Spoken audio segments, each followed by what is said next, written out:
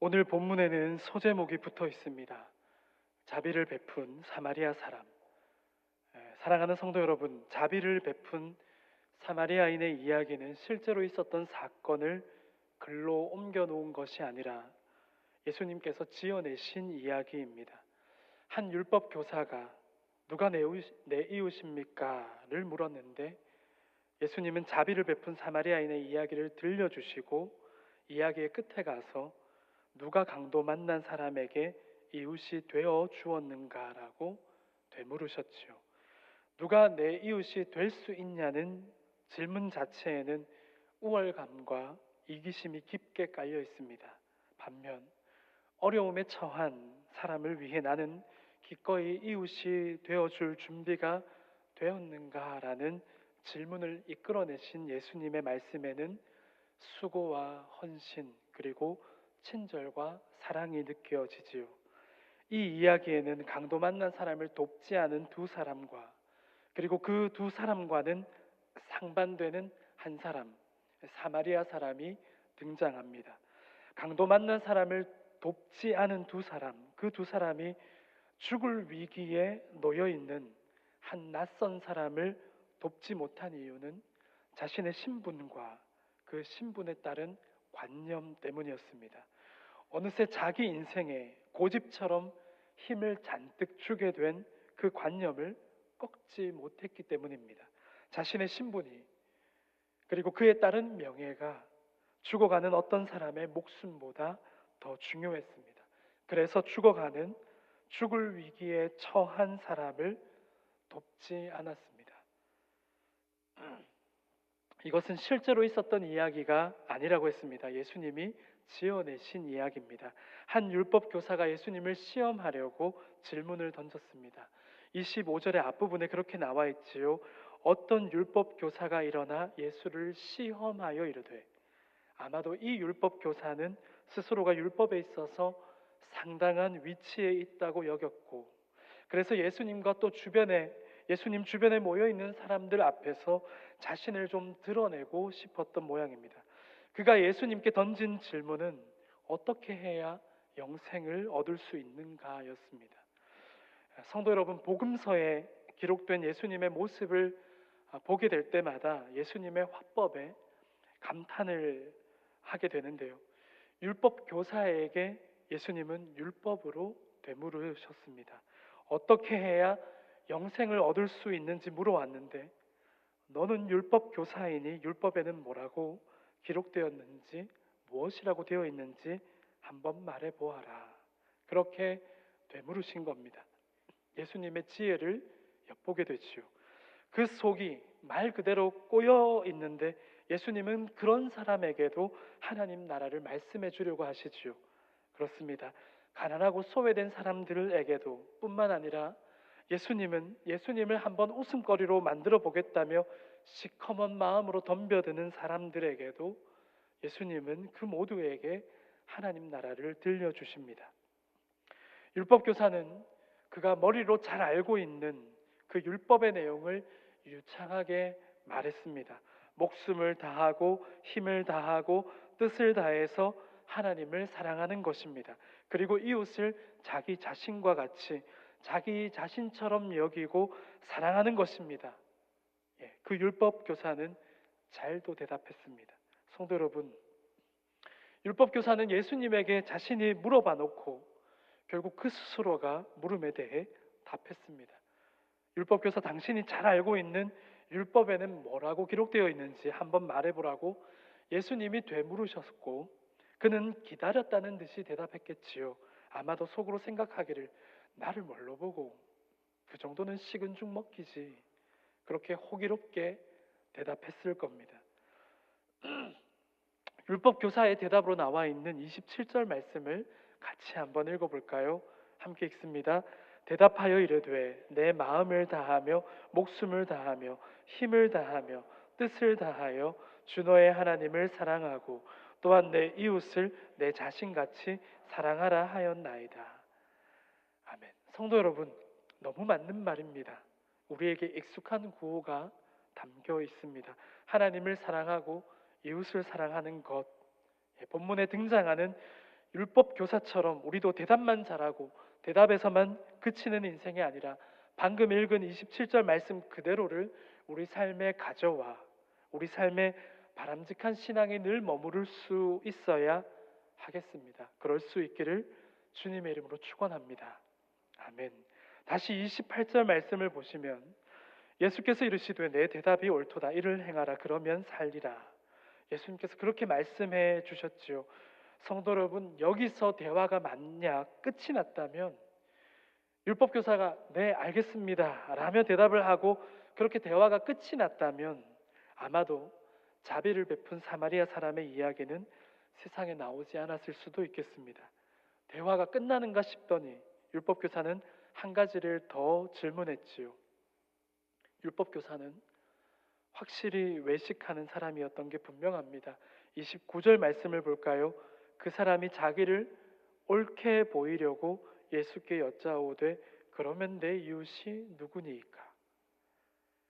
내가 누군가에게 이웃이 되어 주어야 한다는 생각을 할 줄을 모르니까 이 율법교사는 내 이웃은 어떤 사람이어야 하는지를 묻고 있습니다.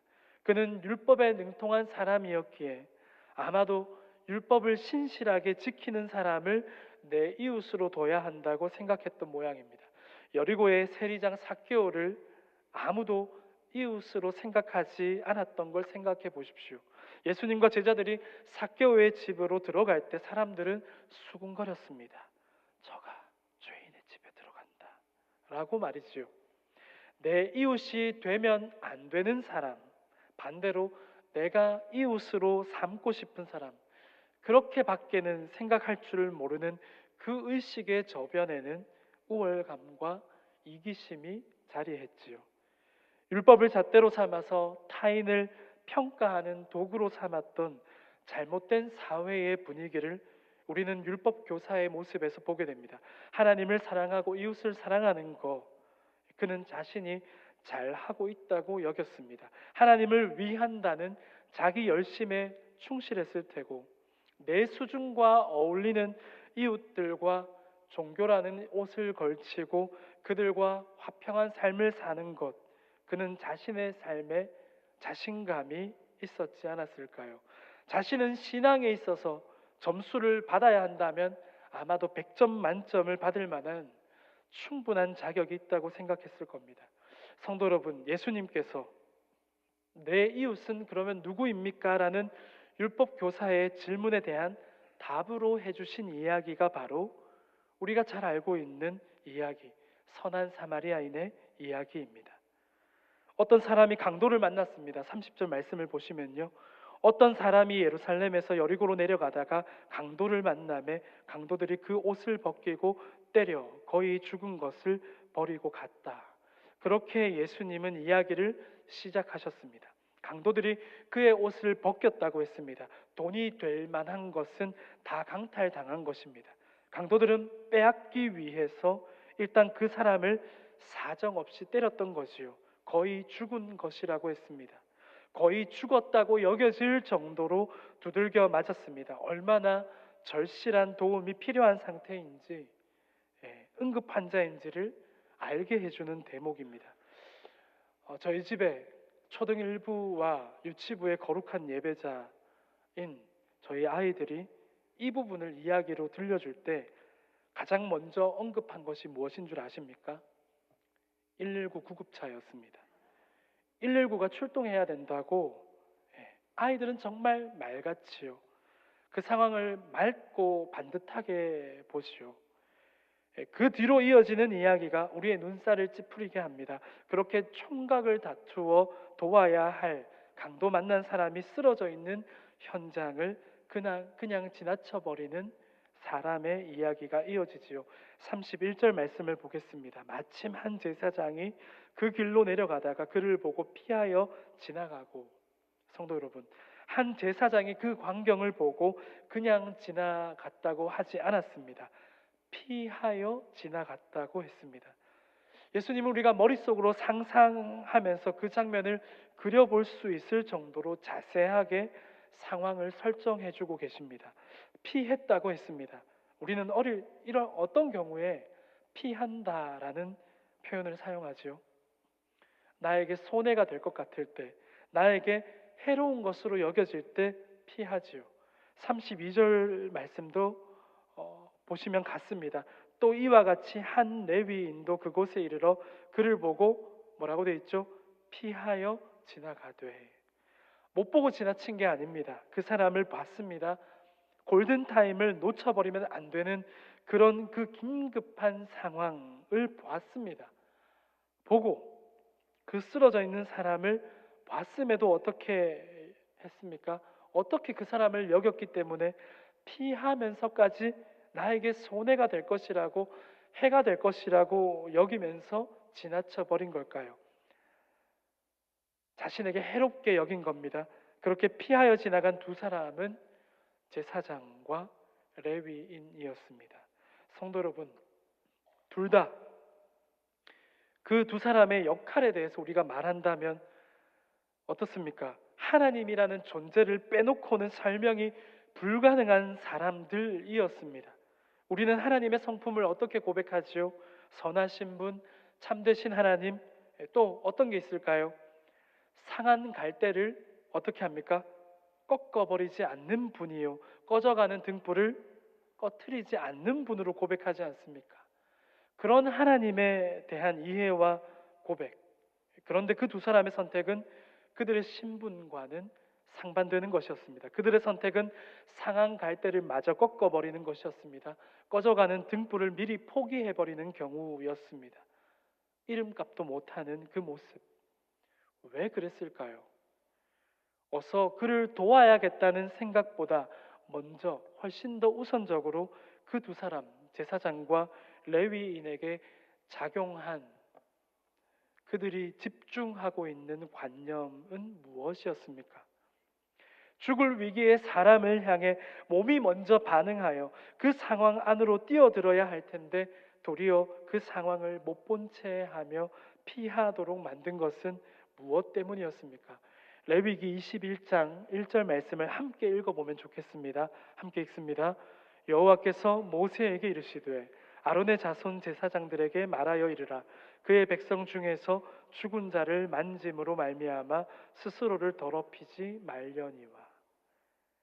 내가 부정해질까봐, 죽은 자를 만지면 부정해진다고 하니까 괜히 도우려고 만졌다가 이미 죽었으면 어쩌려고, 돕는 도중에 숨이 끊겨버리면 괜히 나까지 부정해질 텐데. 성도 여러분, 그렇습니다. 부정해지지 않기 위해서 그랬습니다. 거꾸로 말하면 그 두 사람은 율법의 압박감 속에 살았던 겁니다. 하나님 앞에서 내 존재가 온전해져야 한다는 압박감은 어느새 개인으로 하여금 이기심을 조장하게 했습니다. 하나님 안에서 나 자신의 온전함을 주장하기 위해 타인과의 비교가 시작되었지요. 남을 고발할 목적으로 율법을 오용하게 된 이상 나도 그 율법에서 남에게 고발당하면, 그렇게 율법에서 어긋나면 안 된다라고 하는 심각한 압박감은 결국 상대적인 우월감을 향하도록 만들어 버렸습니다. 바로 율법주의이지요. 실제로 우리 사회 안에서 일어났었던 일을 한 가지 말씀드리겠는데요. 맞벌이 가정이 많지요. 저출산을 이야기하는데 이러다가는 나중에 가서 저출산이 아니라 제로 출산을 말하게 되는 건 아닌가 싶습니다. 부부가 같이 생활 전선에 뛰어들어서 열심히 일하며 가정을 일구기 위해 출산을 계획하지 않는 경우도 많다고 하는데, 그럼에도 자식을 낳고 키우면서 맞벌이를 이어가는 가정도 제법 우리 사회에 많습니다. 아침에 출근 준비로 분주합니다. 아이를 어린이집이나 유치원에 등원도 시켜야 합니다. 등원 차량을 이용하려고 보니까 출근 시간과 맞지 않아서 직접 등원을 시킵니다. 그렇게 일과를 마치고 어서 내 아이의 하원을 위해서 아이를 데리러 또 급하게 어린이집으로 향하는 것이요. 여기까지는 부모의 입장입니다. 아이의 시점에서 볼까요? 아이는 하원 차량에 탑승하는 다른 아이들을 부러운 눈으로 쳐다봅니다. 아이도 압니다. 엄마나 아빠가 나를 데리러 오려면 친구들이 저렇게 가고 나서도 한동안 더 있어야 한다는 걸 말이지요. 어린이집에서도 마지막 시간이라며 정해놓은 시간이 있겠지요. 그런데 그 마지막 노선까지도 시간을 지키기 어려운 부모들은 있겠지요. 안타깝습니다. 분명히 그런 가정이 있습니다. 그런데 생각해보면 어린이집을 직장으로 두고 있는 어린이집 교사들도 그곳이 직장인 겁니다. 그들도 가정으로 돌아가야 하지요. 사정을 이해하지만 마지막 노선까지도 잘 지켜지지 않는, 이 시간까지는 꼭 와주세요라고 했는데 그래도 그 시간이 잘 지켜지지 않아서 지각하는 학부모에게 부탁을 어렵사리 하는 겁니다. 늦지 않고 와주십사. 그럼에도 잘 지켜지지 않아서 지각하는 학부모에게 지각에 대한 벌금을 받겠다며 되도록 늦지 않도록 어린이집을 위해서도, 그리고 자신의 자녀들을 위해서도 좀 더 노력해 달라는 의미로 그렇게 소정에게 아주 작은 금액의 벌금을 받겠다고 했다는 겁니다. 성도 여러분, 그래서 어떻게 됐을까요? 학부모들의 지각이 사라졌을까요? 학부모들은 당당히 벌금을 내고 이전보다 더 완벽하게, 더 확실하게 지각을 했다고 전해졌습니다. 왜요? 벌금을 냈으니까. 벌금을 냈으니까.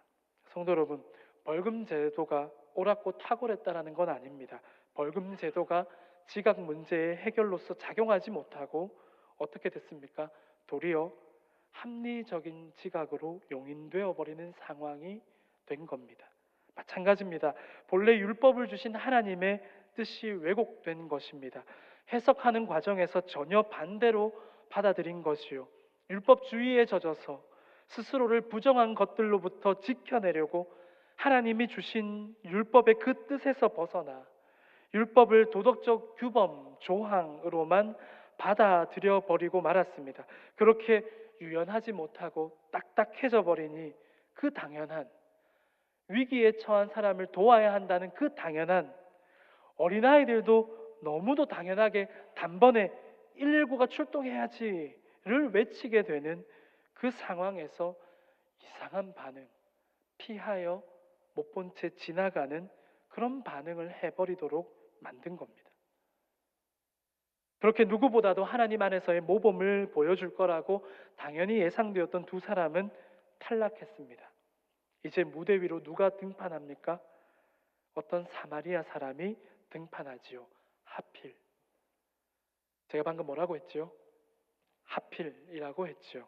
예수님의 지혜는 통쾌한 한방처럼 강도 만난 위기의 사람을 돕는 사람으로서 사마리아 사람을 등판시키는 겁니다.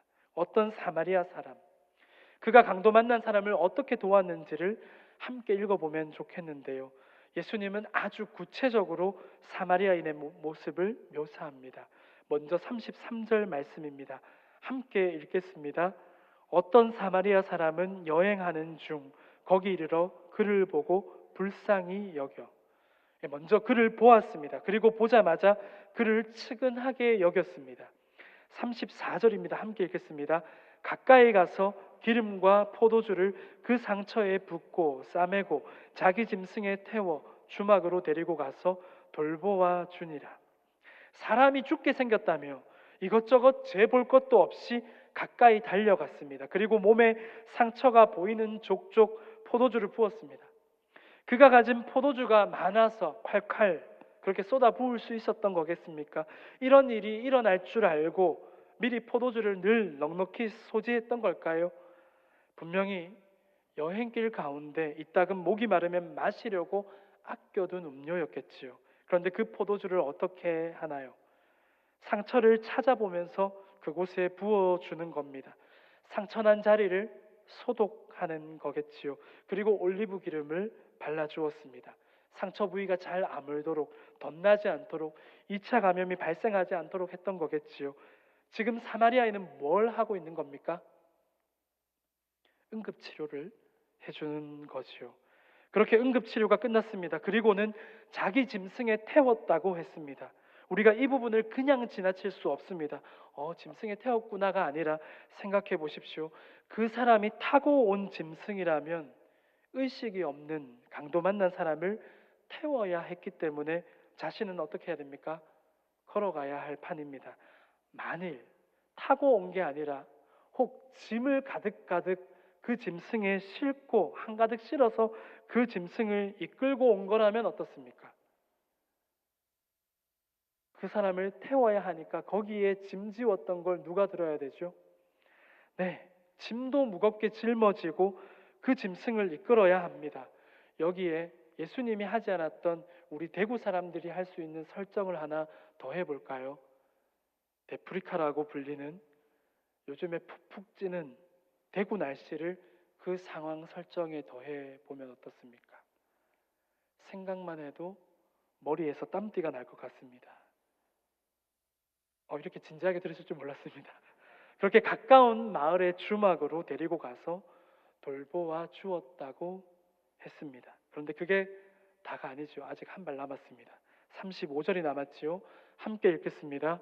그 이튿날 그가 주막 주인에게 데나리온 둘을 내어주며 이르되 이 사람을 돌보아 주라. 비용이 더 들면 내가 돌아올 때에 갚으리라 하였으니. 사랑하는 성도 여러분, 예수님은 이야기 속에서 사마리아인의 선행을 아주 구체적으로 설정하고 계십니다. 왜요? 선행이라고 하는 건 구체적이어야 한다는 겁니다. 사변적이기만 머릿속에서 맴돌고 입으로만 떠들어대는 게 아니라는 거지요. 그를 보고 불쌍히 여겨 가까이 가서 기름과 포도주를 그 상처에 붓고 싸매고 자기 짐승에 태워 주막으로 데리고 가서 돌보아 주니라. 그 이튿날 그가 주막 주인에게 데나리온 둘을 내어 주며 이르되 이 사람을 돌보아 주라. 비용이 더 들면 내가 돌아올 때에 갚으리라 하였으니.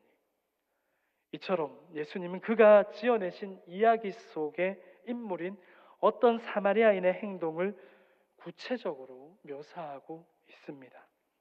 섬김이란 그래야 한다는 거겠지요. 머리로 잘 외우고 대답만 잘하는 걸로 끝날 수 없는 법입니다. 예수님이 들려주신 이야기를 통해서 우리가 얻는 교훈은 무엇입니까?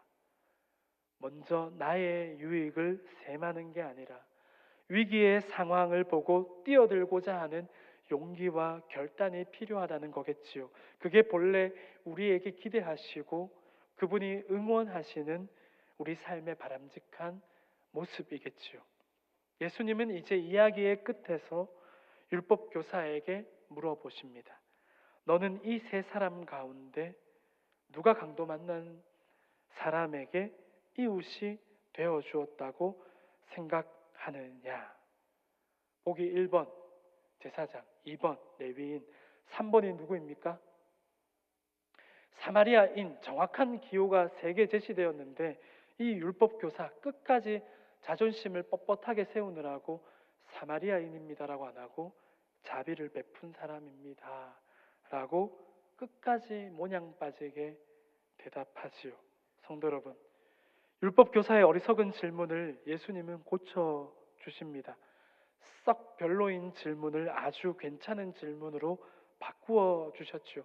마치 이렇게 질문하는 게 더 맞지 않겠냐며, 누가 내 이웃입니까? 라고 물었는데 예수님은 끝에 가서 누가 강도 만난 사람에게 이웃이 되어 주었는가? 라고 물으신 겁니다.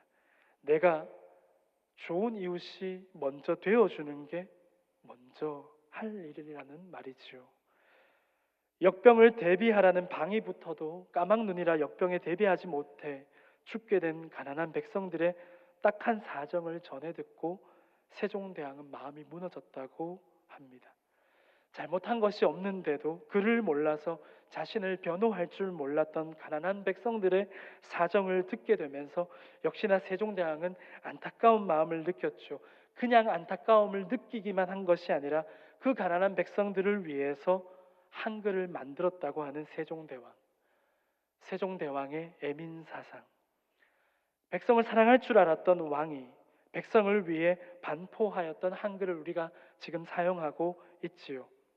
한글에는 백성을 사랑한 조선의 임금 세종대왕의 마음이 고스란히 담겨 있습니다. 가난한 백성들을 못 본 채 하지 않았기에, 가난한 그 백성들을 도왔기에 백성을 위하는 그 마음이 훈민정음이라는 글로 세상에 나올 수 있었습니다. 강도 만난 조선의 가난한 백성들에게 임금 세종은 자비를 베푼 사마리아 사람이었습니다. 성도 여러분, 하필 사마리아인입니다. 선행의 주인공이 제사장이나 레위인 중 한 사람이었다면, 걸출한 배경을 소유한 그런 사람이었다면 딱 좋았을 텐데 하필 사마리아인이었습니다. 예수님은 인물에 대한 설정을 이번만 이렇게 하신 게 아니었습니다. 개 취급을 당해도 좋으니, 주인의 상에서 떨어지는 부스러기라도 좋으니 제발 내 딸을 살려달라고 했던 수로버니게의 여인, 믿음을 칭찬한 사람이 하필이면 이방 여인네였습니다. 요한복음 4장에서 예수님과 우물 곁에서 물 한 사발을 놓고 언쟁을 가졌던, 그러나 복음서에서 예배를 말할 때 중요하게 언급되고 있는 그 이야기의 주인공 역시 하필이면 사마리아 수가성 여인이었죠. 탕자의 이야기는 또 어떻습니까? 집을 나가버린 그 둘째 아들이 모든 재산을 탕진하고 결국 집으로 돌아올 결심을 했던 장소가 어디였습니까?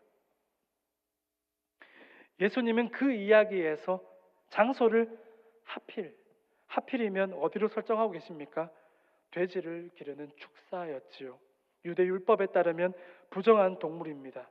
그런 아들이 돌아왔을 때 아버지가 코를 막으면서 어서 내 몸에 부정한 가축의 냄새와 부정한 과거의 때를 박박 씻고 나서 오너라. 그러면 마음껏 안아주겠다. 아버지는 그렇게 말씀하시지 않았지요. 단번에 껴안았습니다. 목을 끌어안고.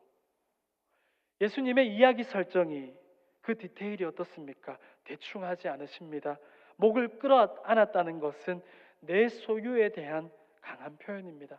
다시는 널 놓치지 않겠다는 마음을 그대로 드러냅니다. 연신 입을 맞추었습니다. 그렇습니다. 예수님이 이야기에서 설정으로 잡고 있는 사람들 혹은 장소들, 그 속에서 우리가 보게 되는 게 무엇입니까?